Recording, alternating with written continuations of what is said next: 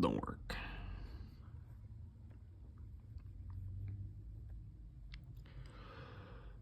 Here is my cell presentation.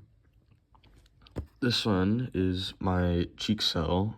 It is eukaryotic and multicellular. You can see the membrane all around it, and then the little dots in the center are the nucleus. These are my yeast cells.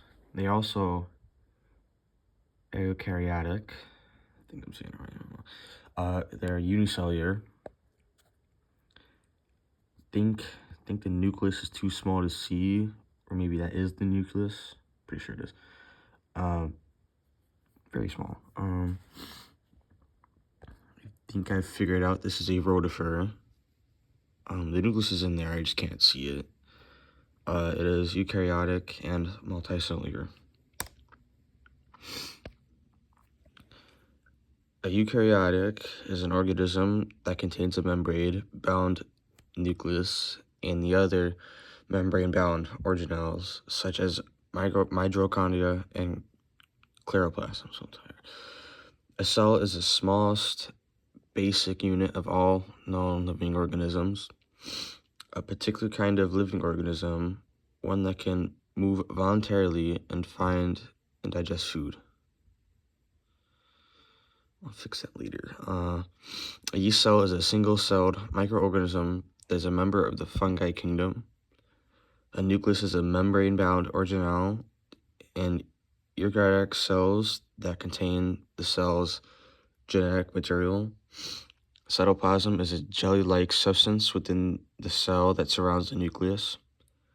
A cell membrane is the other outer boundary of a cell, and also called plasm membrane, which separates the cell's interior from its environment.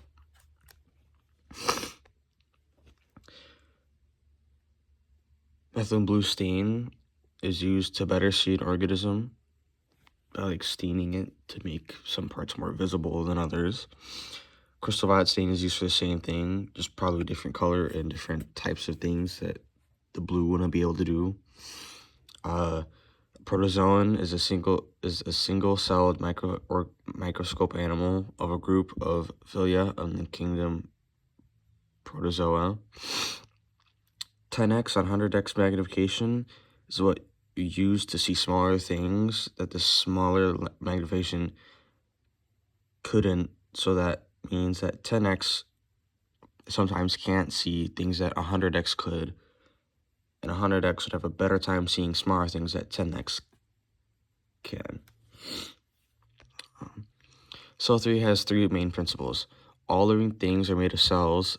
Cells are the basic unit of life, and all cells come from pre-existing cells. These principles are applied to the three pictures on the first slide. The cheek cell, which is on the left, shows that even complex organisms are made up of basic cellular units. The yeast cells, which are in the middle, show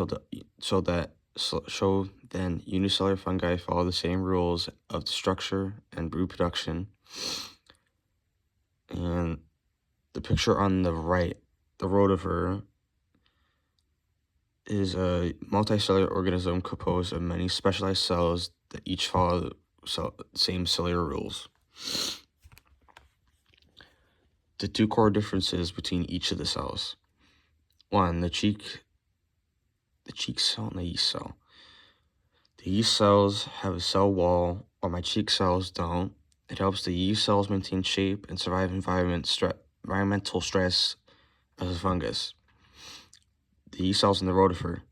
Yeast cells are a unicellular organism, while the rotifer is multicellular with specialized tissue, allowing it to perform complex movements and digestion. The rotifer, my cheek cell. My cheek cells are part of a larger body, but the rotifer is a free-living organism made of many cells that work together. I started with cheek cells, which are animal cells. These cells are eukaryotic, and they have a true nucleus and the other membrane-bound organelles. At 100x magnification, I could kind of see the nucleus, which contains the cell's DNA. Surrounding the nucleus is cytoplasm. It's a gel-like fluid where the cell's functions happen. I used methylene blue stain to make the cells more visible. The stain kind of binds the cell, and it makes some parts stick out more, making the nuclei appear darker on the microscope. The cell membrane, slightly visible, just see the outline, on each cell. Unlike the yeast or plant cells, cheek cells do not have a cell wall. I'll fix my grammar. The next one I looked at was yeast cells, which is unicellular.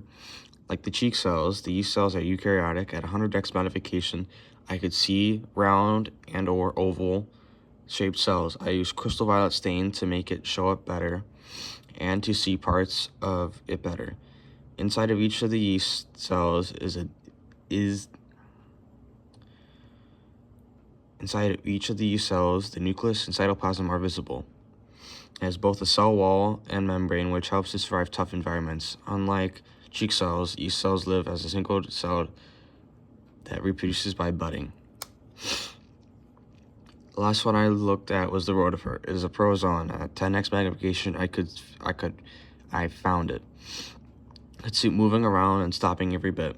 Unlike the other two samples, the rotifer is multicellular, made of many eukaryotic cells. I don't know if I'm saying it right. Cells that work together. Each cell contains a nucleus, cytoplasm, and a cell membrane. They use hair-like cilia to move around and eat. Finally, I use methylene blue and crystal violet, and comparing them at 10x and 100x magnification, I also see how different cells could be and they share the same basic cell eukaryotic structure. I'll fix all my grammar.